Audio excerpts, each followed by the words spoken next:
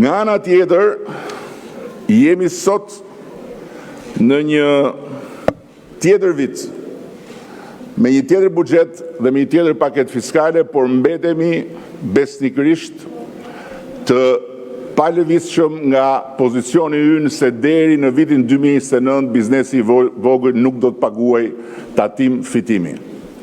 Dhe atyre që flasin për varfëri dhe që flasin për papunësi dhe që flasin për taksa, duhet ju them se Shqipëria ka nivelin më të lartë të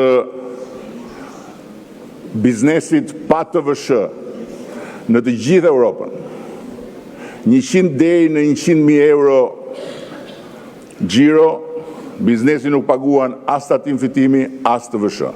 Ndërkohë që deri 140.000 euro nuk paguan vetëm tatimin e fitimit. Dhe në këtë pikë jemi pa diskutim jo vetëm shumë më lartë në të gjithë rajonin në mbështetje të biznesit vogël, por me herë.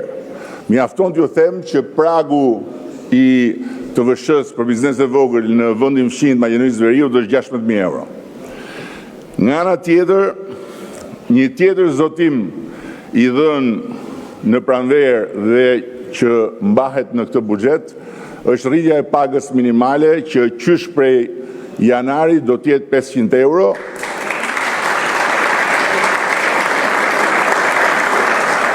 Dhe do t'jetë një pagë që do të vazhdoj të rritet brenda mandatit 4 me objektivin ambicios që deri në fund të këtij mandati paga minimale në Shqipëri të jetë 700 euro.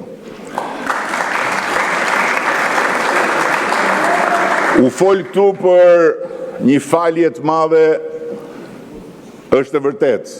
Është një falje e madhe që përmes pagjes fiskale do t'i bëhet të gjithë sipërmarrjes, duke i dhënë mundësinë që të mbyllë të gjitha çështjet e vjetra, duke ushqyer më tepër besimin dhe bashkëpunimin ndërsjellë me sipërmarrjes dhe administratës tatimore dhe duke lehtësuar marrëdhënien mes tyre e duke lehtësuar edhe kostot administrative të sipërmarrjeve.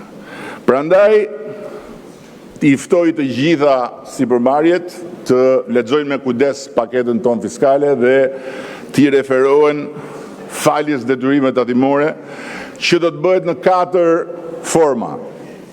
Fshirje e plotë e detyrimet të papaguara më të vjetra se 10 vite, fshirje 50% e detyrimeve të periudhës 5 deri në 10 vite, nëse pjesa e mbetur paguhet menjëherë, me fshirje totale të gjobave dhe të interesave, fshirje 25% e detyrimeve të periudhës 5 deri në 10 vite, nëse pjesa e mbetur paguhet me këste brenda vitit, gjithashtu me fshirje të gjobave dhe interesave, dhe fshirje e gjobave dhe kamatvonesave për periudhën 1 deri në 5 vite, me kusht që të paguhet i plot tatimi dhe kontributi i asaj periudhe.